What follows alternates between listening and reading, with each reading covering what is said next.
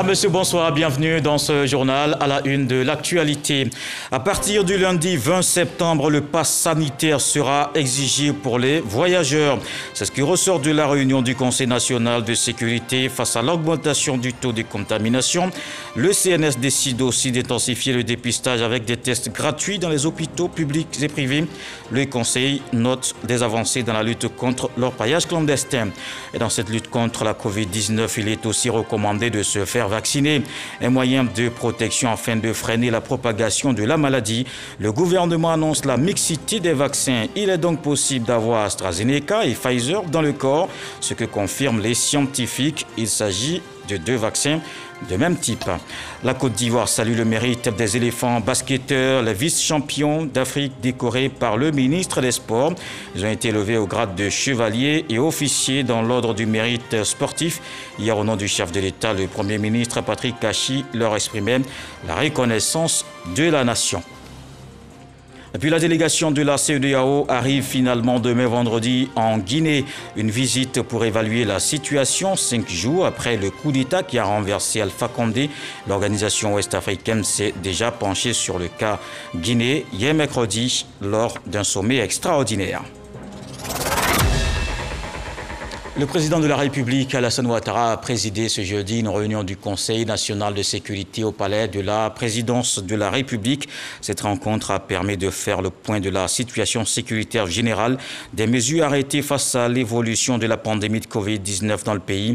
Il s'agit de l'intensification de la sensibilisation sur le respect des mesures barrières, l'intensification du dépistage de la Covid-19 à travers les tests rapides antigéniques gratuits dans les établissements sanitaires publics et privés, la réduction de 5 à 3 jours, soit 72 heures, à partir de la date de prélèvement du délai de validité des tests PCR pour les passagers arrivant en Côte d'Ivoire par voie aérienne à compter du lundi 13 septembre. L'adoption à compter du lundi 20 septembre 2021 du pass sanitaire à QR code pour les voyageurs en vue de réduire les fraudes sur les attestations des tests PCR et les carnets de vaccination. Le point complet dans le communiqué final à suivre dans ce journal. Et le CNS renforce les mesures en raison des cas de positivité en hausse, des décisions à respecter pour freiner la propagation de la Covid-19.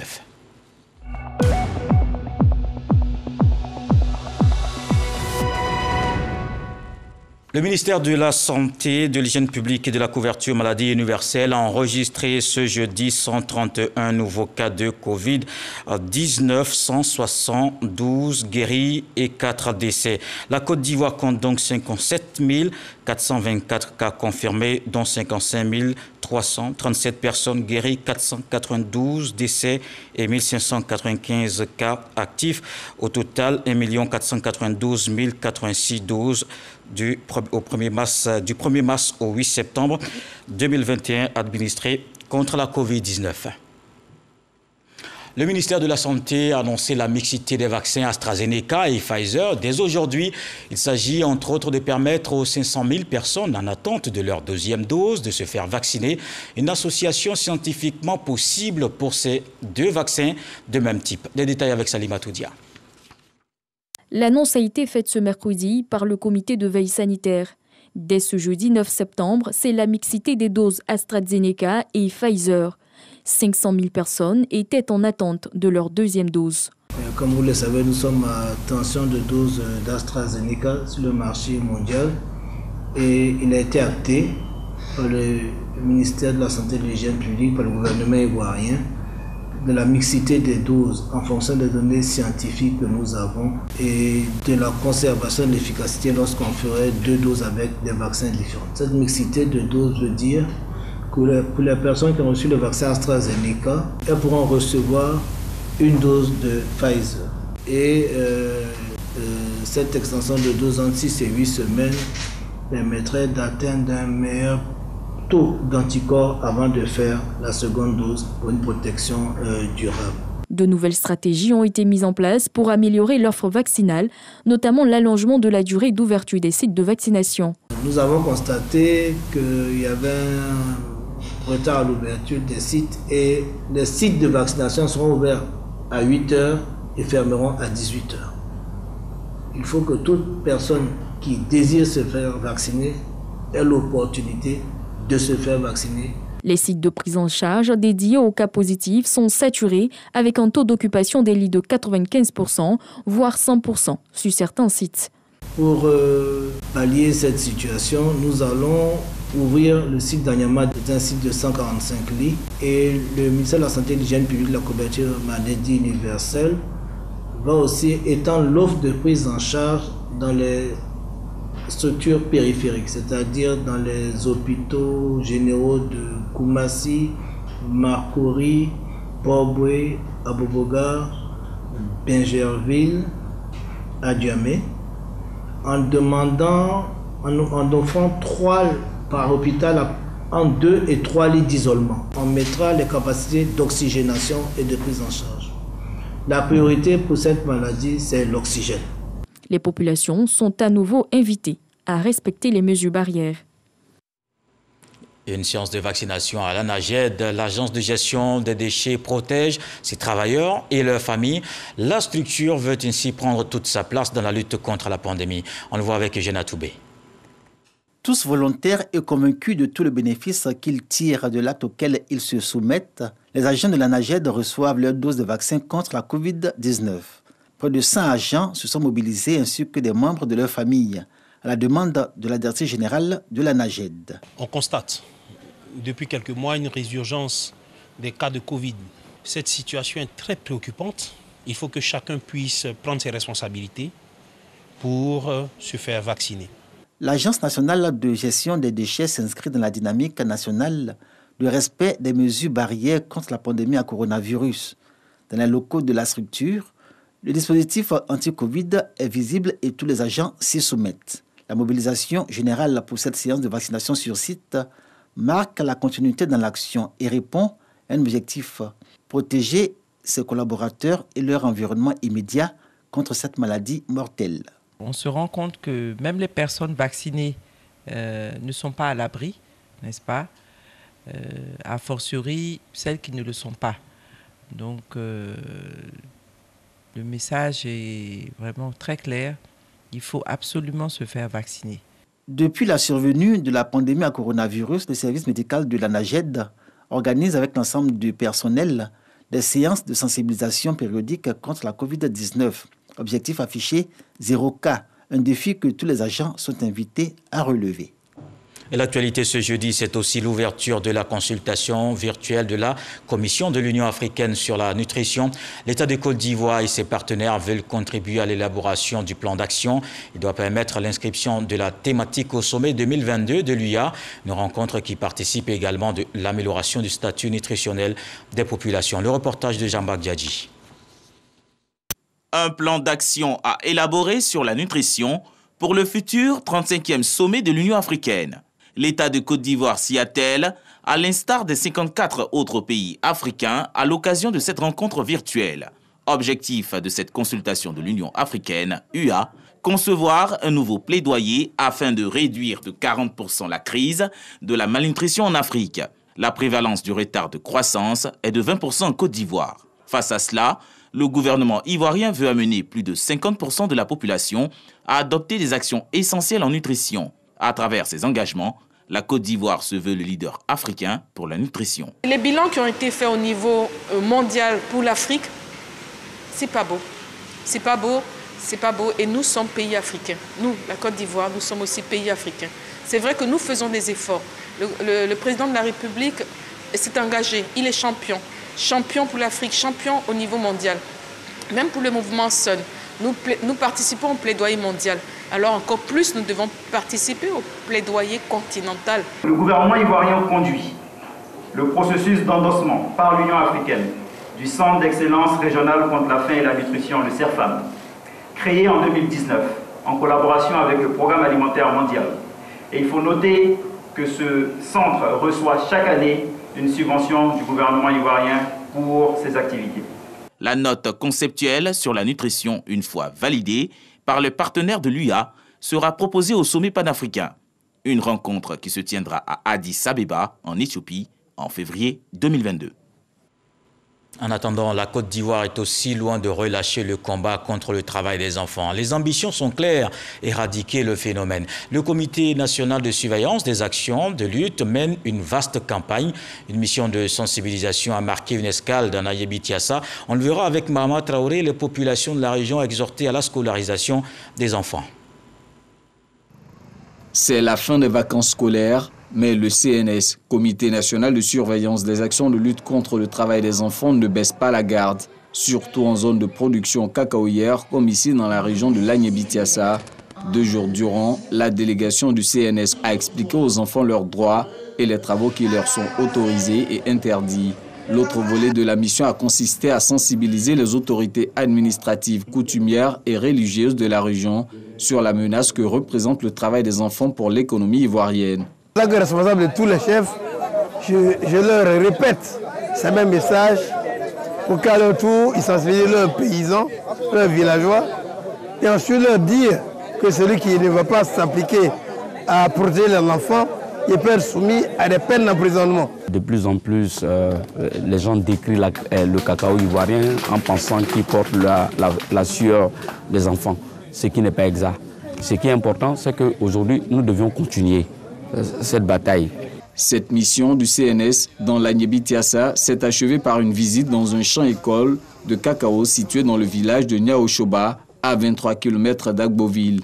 Il était question de toucher du doigt la réalité de l'application des bonnes pratiques culturelles pour obtenir un cacao sain et de bonne qualité. Nous avons eu des échanges fructueux. Les populations ont compris l'essentiel de ce combat-là. Les populations comprennent qu'il est important pour notre pays, pour son avenir, pour la durabilité de son cacao, que ce soit un cacao éthique, un cacao qui soit produit sans travail des enfants. Et nous sommes convaincus et rassurés que ce message s'étendra dans tout l'Agnébitiassa. Tout le long de cette mission, Patricia Sylvie Yao, au nom de la première dame Dominique Ouattara, présidente du CNS, expliquait aux populations les actions entreprises par le gouvernement ivoirien pour éradiquer le travail des enfants. Dans le domaine énergétique, le Togo est à l'école de la Côte d'Ivoire. Ce pays s'inspire du modèle de réussite du programme Électricité pour tous. La ministre togolaise de l'énergie conduit une délégation inter-ivoirienne, 48 heures pour tout comprendre sur cette initiative qui améliore le quotidien des populations. Jean-Luc Bangbo. Entre 2011 et 2020, 3934 localités ivoiriennes ont été électrifiées. Le taux d'accès à l'électricité dans le pays est lui passé de 74% à 98% sur cette même période. De belles performances réalisées grâce notamment au programme Électricité pour tous, PEPT, un programme dont veut s'inspirer le Togo qui a délégué à Abidjan une mission auprès du ministère des Mines, du Pétrole et de l'Énergie. Si un pays frère comme la Côte d'Ivoire a réussi à implémenter un projet avec succès, il convient à ce qu'on puisse s'inspirer de ce pays-là et dans un cadre un peu plus large de discuter de tous les segments de la chaîne de l'électricité, de la production, du transport d'électricité et de la distribution et de voir dans quelle mesure, de manière pratique, nous pourrons concrétiser les volontés des deux nations. Un partage d'expérience entre les deux pays qui aspirent à se doter d'un secteur électrique performant pour le bien de leurs économies et de leur population. C'est dans le cadre donc des relations sud-sud et nous sommes certains qu'au Togo, il y a également des choses qui ont été faites et nous gagnerions également à aller là-bas pour nous inspirer de leur expérience. C'est à travers donc ces échanges entre pays frères que nous pouvons nous enrichir, nous pouvons apprendre davantage. La délégation togolaise passera 48 heures en Côte d'Ivoire. Des séances de travail sont prévues avec les principales entités du secteur de l'énergie en Côte d'Ivoire, comme la Direction générale de l'énergie, la Compagnie ivoirienne d'électricité, Côte d'Ivoire Énergie ou l'autorité de régulation de l'électricité en Russie. Des routes de qualité réalisées par des entreprises qualifiées. C'est ce qu'envisage l'État ivoirien avec le soutien du groupe de la Banque mondiale. Afin de matérialiser cette ambition, les parties réfléchissent actuellement à la définition des critères d'évaluation des entreprises exerçant dans l'équipement et l'entretien routier. Le reportage de Mahama Traoré. Pour juger de la qualité d'une route réalisée par une entreprise, plusieurs aspects sont à évaluer. Il y a des tests, des essais qui sont réalisés à la fin des travaux, notamment des tests du nid pour voir la praticabilité de la route et également le respect des différentes structures de chaussée qui sont utilisées. Donc au niveau du reprofilage lourd, on verra si la vitesse a été sensiblement améliorée. On verra si les dégradations précoces sont enregistrées, s'il n'y a pas de nid de poule. Un consensus doit être fait sur l'ensemble de ces critères afin de définir le mode d'évaluation du niveau de performance de la centaine d'entreprises du secteur routier. Une telle démarche s'est située dans le prolongement de la mise en ligne du site ageroutmarché.ci. En plus de définir ces critères-là, avec une approche qualitative et aussi quantitative, mais qui doit prendre en compte aussi dans ces critères-là l'origine des différents financements auxquels sont soumises ces entreprises-là, de façon à ce qu'on ait quand même une définition équitable dans la démarche. Tout le processus, c'est d'appuyer, de classifier, de distribuer des bons points et des mauvais points, comme on dit, d'avoir nos champions. Mais ceux qui n'ont pas pu être bien classés, on ne peut pas les laisser en rade, nous appuyons. Mise en ligne au mois de juin dernier, ageroutmarché.ci est le fruit de la coopération entre la Côte d'Ivoire et la Banque mondiale à travers le PAGDS, programme d'amélioration de la gouvernance et de la délivrance des services de biens aux populations. Cet outil technologique permet au grand public de s'informer en temps réel sur l'exécution des projets routiers. Et le développement en marche dans le district autonome du Bassa-Sandra. Désormais, il y aura des programmes de l'International Young Fellowship et une convention de partenariat signée avec le ministre-gouverneur Philippe Legré. L'organisation sud-coréenne s'intéresse au secteur de la santé, de l'éducation et du développement durable. Abou Sanogo. Contribuer au progrès social, économique et culturel du district autonome du Bassa-Sandra. C'est le sens de la signature de convention cadre entre le gouverneur du district et le coordonnateur national de l'organisation coréenne IOF, International Youth Fellowship. Avec Bassa-Sandra, nous voulons aussi travailler pour conduire de la jeunesse, pour conduire des chefs traditionnels partout. Nous voulons investir tout notre cœur pour donner le coup de changement de mentalité. Programme sanitaire en faveur de la population, appui technique et financier des projets identifiés et formation au changement de mentalité. Bref, des programmes diversifiés dont bénéficieront les populations du district autonome du Bassa-Sandra, a indiqué son gouverneur Philippe Legré. L'ONG IOF vient, elle va former tous ceux qui auront à bénéficier des projets, et bien pour que, avec cette mentalité forte qu'on va leur inculquer, eh bien, que cette mentalité les amène à bien gérer ces projets-là pour pouvoir atteindre les objectifs. Dans les prochains jours, une délégation de l'organisation coréenne IOF se rendra dans les régions du district du Bassa-Sandra, notamment le Boklé, San Pedro et la Nawa, en vue de la mise en œuvre des différents programmes. Le Bassa-Sandra, comme le reste du pays, a un fort potentiel touristique. La Côte d'Ivoire organise justement une série d'activités de découverte, de promotion du patrimoine. La quinzaine touristique se poursuit jusqu'au 22 septembre, une occasion de révéler les trésors cachés. Et cette première édition donne le ton de la célébration de la Journée mondiale du tourisme qu'on voit avec Patricia Omouetia. Découverte et promotion du patrimoine de la destination ivoirienne, divertissement et animation entre balnéaires et tradition, avec les danses et autres trésors du royaume Macan. Merveilles et traditions, sur la route des rois, nous emmène dans une escapade écologique sur la route des éléphants, dans un voyage au cœur du cacao pour un paradis entre lagune et nature. Ce circuit de la quinzaine touristique, c'est surtout une invitation à une véritable immersion au cœur de la sublime Côte d'Ivoire. Je tiens à féliciter M. le ministre du Tourisme et des Loisirs pour cette très belle initiative qui met en valeur les différentes potentialités de la Côte d'Ivoire qui sont multiples et variées et encourager les visiteurs internationaux à venir visiter la Côte d'Ivoire. La quinzaine touristique ivoirienne a ainsi démarré et est caractérisée par 7 circuits touristiques ouverts à l'ensemble des populations, au public investisseur et aux professionnels. Cette quinzaine touristique est juste une invitation aux Ivoiriens et à tous ceux qui vivent en Côte d'Ivoire à découvrir les merveilles dans notre pays. Chaque année, il y aura la quinzaine touristique en Côte d'Ivoire qui va se passer pendant les vacances. Et ce sera l'occasion aux Ivoiriens de prendre des vacances et de suivre les circuits qui seront mis en place par le ministère du Tourisme et des Loisirs. La quinzaine touristique ivoirienne s'inscrit en l'occurrence dans le cadre de la mise en œuvre de la stratégie du gouvernement ivoirien Sublime Côte d'Ivoire, une ambition affichée pour développer et promouvoir l'ensemble du potentiel touristique ivoirien. Le lancement de cette quinzaine touristique vient donner la visibilité donc, à la campagne Sublime Côte d'Ivoire.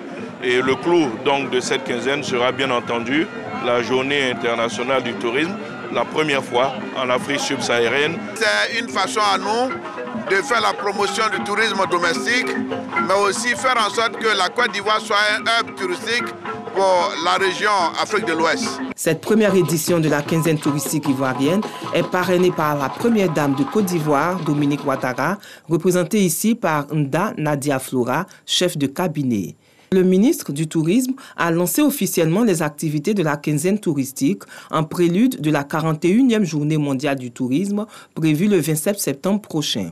La Côte d'Ivoire, pays hôte et organisateur, a démarré les festivités à travers cette quinzaine touristique ivoirienne.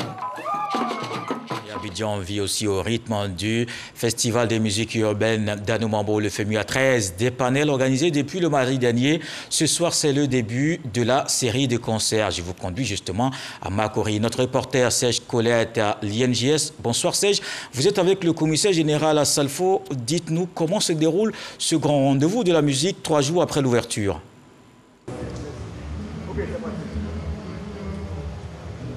Bonsoir Kolo, bonsoir à tous les téléspectateurs de RTI 1. Eh bien, tout se passe bien ici. Nous sommes à Makori INJS, une des plus grosses scènes de ce FEMUA 13, le Festival des musiques urbaines d'Anoumambo. Eh bien, nous sommes en compagnie du commissaire général de cet événement, Assalfo, que tout le monde connaît bien. Assalfo a déployé toute son armada depuis le mardi 7 septembre. Aujourd'hui, nous sommes à 3 jours et cette soirée marque le début des grandes scènes, des grands concerts de ce FEMUA. Assalfo, bonsoir. Bonsoir, Serge. Comment le FEMUA se passe 3 jours après le démarrage? Mais j'aime pas faire le bilan avant la fin, mais pour une évaluation à mi-chemin, j'ai envie de dire que tout se passe très bien. La cérémonie s'est ouverte à Anoumambo avec la présence de toutes les autorités, de tous les artistes. Et là, nous sommes au 3e jour. Je peux vous rassurer que tout se passe très bien. Alors, ce soir, c'est véritablement le FEMUA 13 qui rentre dans sa vitesse de croisière avec les grandes scènes, les grands concerts. Alors, on peut s'attendre à quoi ce soir? Et puis, bien évidemment, aujourd'hui, jeudi, vendredi, samedi jusqu'à dimanche, oui. Qu'est-ce qui va se passer maintenant? Mais déjà, vous savez que c'est 13 pays qui ont été invités pour ce FEMUA avec plus d'une vingtaine d'artistes. Donc, sur cette scène vont se succéder des artistes qui viennent représenter la RDC, le Maroc, la France, l'Espagne, le Portugal. Voilà, il y a pas mal d'artistes qui vont se succéder. Et dès ce soir, déjà, on aura les représentants du Burkina Faso, de l'Ouganda, certaines têtes d'affiche de la scène musicale ivoirienne. Donc pendant 3 jours, c'est ce que vont vivre les gens ici à l'INJS. Et je crois que c'est des spectacles qu'il faut vivre. Mais ce n'est pas seulement l'aspect spectacle qu'il faut voir. Il faut voir aussi tout ce qui entoure le FEMUA. Et dans ce contexte sanitaire, il était important pour nous de prendre des dispositions. Et avec l'appui de l'État de Côte d'Ivoire, nous avons pu avoir des centres de vaccination intégrés sur ce site. Et l'engouement qu'il y a dans ces centres de vaccination nous laisse très satisfaits. Les jeunes se font vacciner ici au FEMUA. Nous sommes contents. Nous avons dépassé la 1000e personne vaccinée sur ce site. Et c'est ça le plus important. Le FEMUA 13, beaucoup d'innovations, beaucoup d'attractions. On va dire aussi un thème évocateur de cet événement. Évoquons un peu ce thème avec vous. Mais le thème, vous avez entendu parler des artistes de la France, de l'Espagne, du Portugal. Le FEMUA se veut un festival d'intégration. C'est pourquoi, depuis sa création, nous invitons des artistes venus d'ailleurs, venus de partout du continent. Et cette fois, nous avons ouvert aussi, nous avons voulu rapprocher le continent européen du continent africain. Et vous voyez que Magic System est un symbole de ce pont culturel entre ces 2 continents. Donc il était important pour nous d'associer des artistes européens. Et le thème va nous permettre d'aborder des valeurs communes que partagent nos deux continents. Pour l'innovation, je vous l'ai déjà dit, ce sont les centres de vaccination intégrés et surtout le ticket d'entrée qui n'est pas de l'argent mais plutôt un masque sur la bouche et mettre en place aussi toutes les mesures barrières qui peuvent entourer ce festival. Le FEMUA s'achève donc ce dimanche. Il n'y a pas que Makori, il y a beaucoup d'autres scènes. Il y a la clôture qui se fait à Grand Bassam, un mot donc, sur toutes ces articulations. Grand Bassam, ville symbolique, ville qui a été touchée en 2013 par des actions que vous connaissez. Et nous avons voulu, à travers ce FEMUA aussi, redonner une autre image de Grand Bassam, donner cette belle image de la ville touristique, de la ville balnéaire que tout le monde fréquentait d'antan. Et on s'est dit aussi que c'est une ville historique parce que c'est la première capitale de Côte d'Ivoire. Donc nous avons voulu symboliquement terminer en beauté le FEMUA à Grand Bassam et nous attendons tout le monde là-bas pour faire le show. Aujourd'hui, après 13 éditions, comment se sent Asalfo? Est-ce qu'il pense qu'il atteint véritablement une étape dans cet événement ou bien il y a beaucoup à faire encore dans ce FEMUA? Mais avec ce genre d'événement, on n'atteint jamais son apogée, on n'atteint jamais la perfection. Il y a toujours quelque chose à voir et chaque édition qui finit présente un autre défi pour la prochaine édition. Donc nous travaillons davantage pour faire évoluer ce festival et on espère qu'il va monter encore. Là, nous ne sommes qu'à la 13e édition. Quand on sait qu'il y a des festivals qui ont 30, 40, 50 éditions qui continuent à se renouveler, nous disons qu'il y a encore du chemin à faire, mais on va se battre pour imposer ce festival. Alors, de grosses sommités mondiales sont attendues. Aujourd'hui, jeudi, vendredi, samedi, dimanche. Quelques noms, ces sommités sont-elles là? Et voilà, mettez-nous un peu dans le bain, mettez notre public, nos téléspectateurs dans le bain de ce grand événement. Mais tout le monde est là, Kofi Olomide, Kinve qui est venu de Paris, Flobi du Burkina Faso, Joël Sembunjo, Zara d'Afrique du Sud. Tout le monde, toute la pléiade, toutes les têtes d'affiche sont là pour faire la fête. Et dès ce soir déjà, ça commence ici. Dans quelques minutes, ici, ça va commencer. On attend le tout Abidjan. Venez. Venez, on va faire le show. On attend le tout Abidjan. Kolo, eh bien, Asalfo vient de donner le ton. Le FEMUA continue. Nous allons rester ici un peu pour faire la fête avec ceux qui seront en prestation ce soir. Bonne suite de journal. Et puis, que les Ivoiriens nous rejoignent ici à Makori, NJS, pour faire la fête avec Asalfo et toute son équipe. Merci Serge Koléa avec nous en duplex depuis l'INJS où débute ce soir la série des concerts du FEMUA 13 et le concert de ce soir à suivre sur la 3. Après la musique, le sport avec cette célébration méritée, les éléphants basketteurs vice-champions d'Afrique décorés par le ministre des Sports. Ils ont d'abord reçu un vibrant hommage avant leur distinction. Ils sont faits chevaliers et officiers dans l'ordre du mérite sportif. Une cérémonie tenue à la rotonde du Palais des Sports de Trècheville. Dans le reste de l'actualité, la délégation de la CEDEAO arrive finalement demain vendredi en Guinée. Une visite pour évaluer la situation 5 jours après le coup d'État qui a renversé Alpha Condé. L'organisation ouest-africaine s'est déjà penchée sur le cas guinéen mercredi. C'était lors d'un sommet extraordinaire. Elle a suspendu le pays de ses instances. La communauté exige une nouvelle fois la libération du président encore entre les mains des putschistes. Le président de la République, Alassane Ouattara, a présidé ce jeudi une réunion du Conseil national de sécurité au palais de la présidence de la République. La rencontre s'est penchée sur l'évolution de la pandémie de Covid-19 dans le pays. Le Conseil a pris des mesures additionnelles pour contenir la propagation du virus. Autre sujet abordé, la lutte contre l'orpaillage clandestin en Côte d'Ivoire. Je vous propose le communiqué final lu par le ministre Fidel Sarasoro. Le président de la République, Son Excellence, M. Alassane Ouattara, a présidé ce jeudi 9 septembre 2021 au palais de la présidence de la République une réunion du Conseil national de sécurité. L'ordre du jour a porté sur 2 points: la situation sécuritaire générale et l'évolution de la maladie à coronavirus 2019 en Côte d'Ivoire. Au titre de la situation sécuritaire générale, à la suite de la présentation faite par le ministre de l'Intérieur et de la Sécurité, le Conseil national de sécurité a noté avec satisfaction une nette amélioration de la situation sécuritaire générale.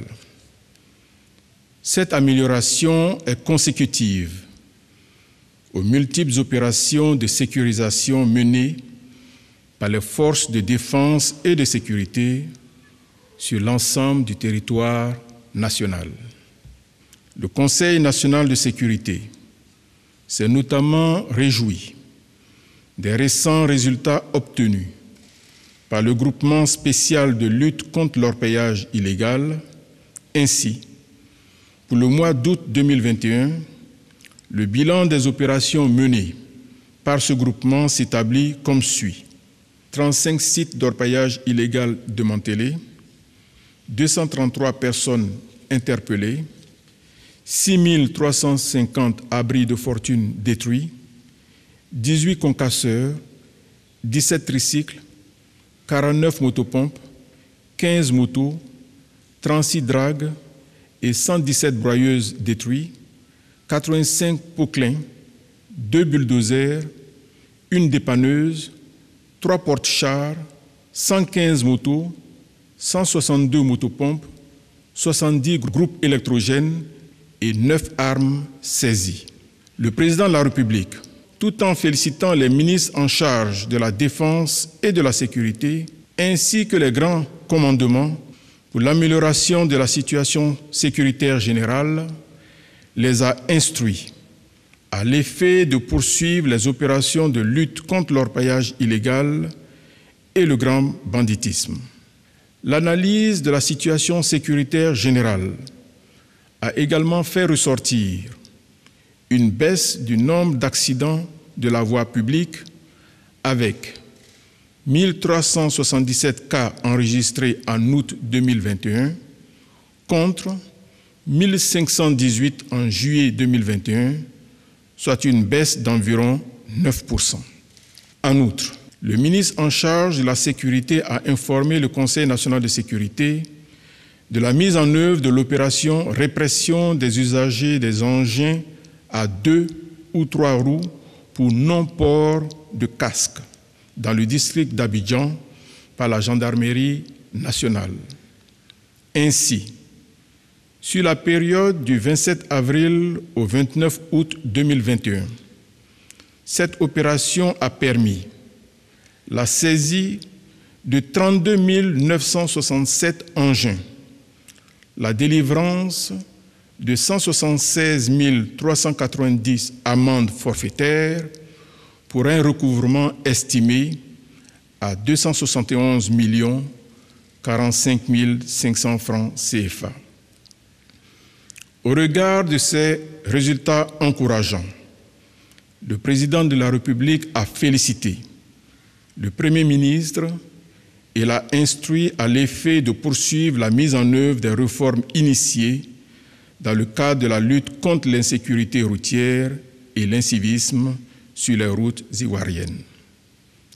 À ce titre, le chef de l'État s'est réjoui du déploiement effectif de la vidéo-verbalisation par le ministère des Transports.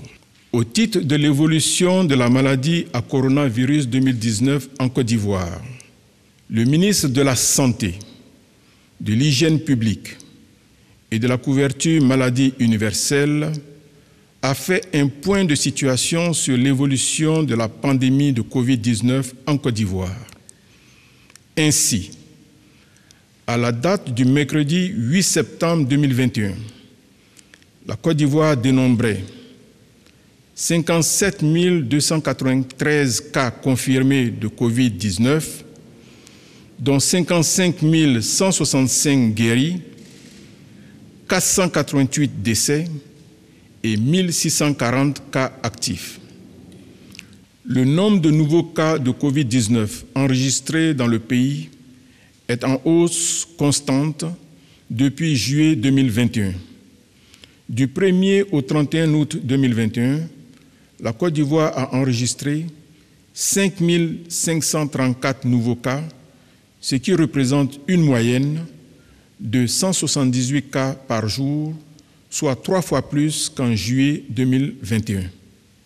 La moyenne du taux de positivité est de 7%, au-dessus du seuil d'alerte de 5%, contre moins de 3% depuis le début de la pandémie en Côte d'Ivoire.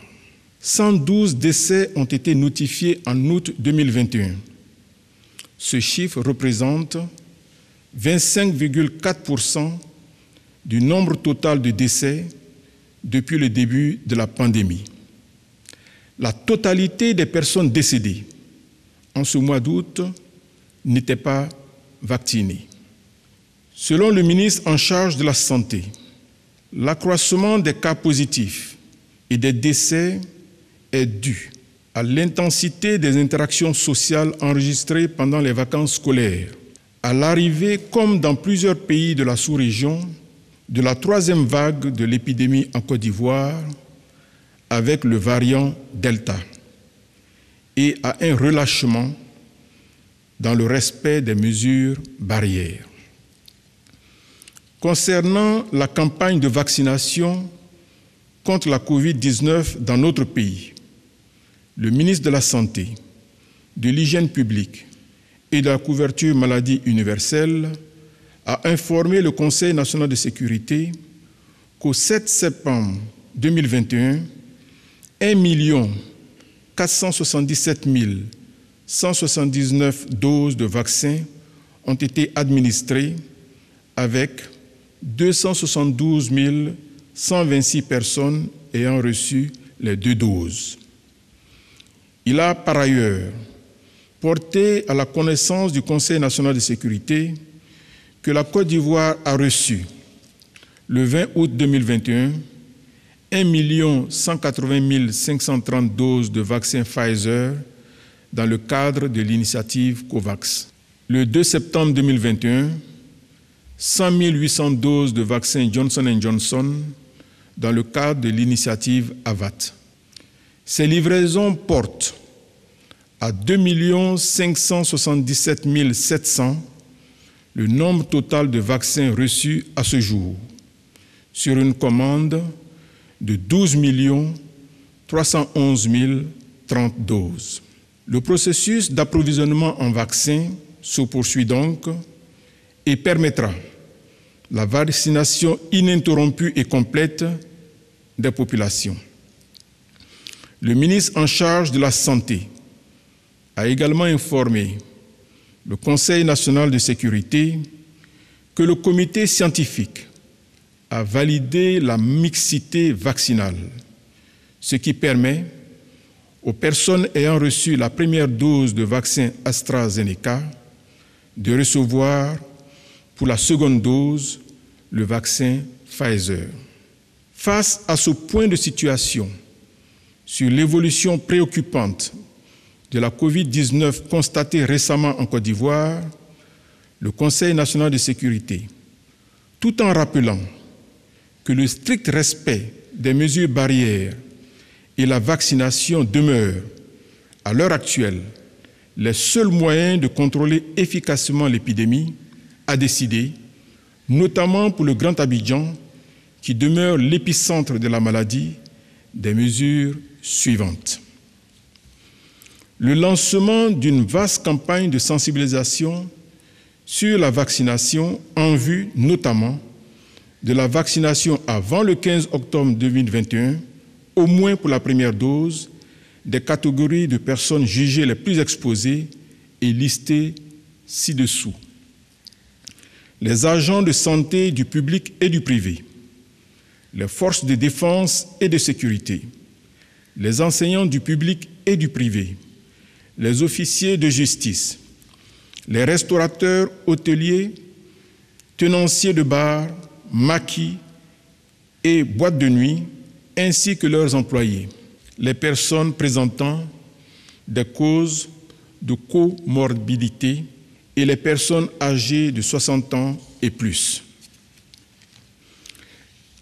L'intensification de la sensibilisation sur le respect des mesures barrières qui associera notamment le corps préfectoral, les élus, la Chambre nationale des rois et chefs traditionnels, les guides religieux, les associations et les ONG. L'intensification du dépistage de la COVID-19 à travers les tests rapides antigéniques gratuits dans les établissements sanitaires publics et privés. Ces tests permettent d'identifier les cas suspects dans un délai de 15 minutes. La réduction de 5 à 3 jours à partir de la date de prélèvement du délai de validité des tests PCR pour les passagers arrivant en Côte d'Ivoire par voie aérienne à compter du lundi 13 septembre 2021. L'adoption à compter du lundi 20 septembre 2021 du pass sanitaire à QR code pour les voyageurs en vue de réduire les fraudes sur les attestations de tests PCR et les carnets de vaccination.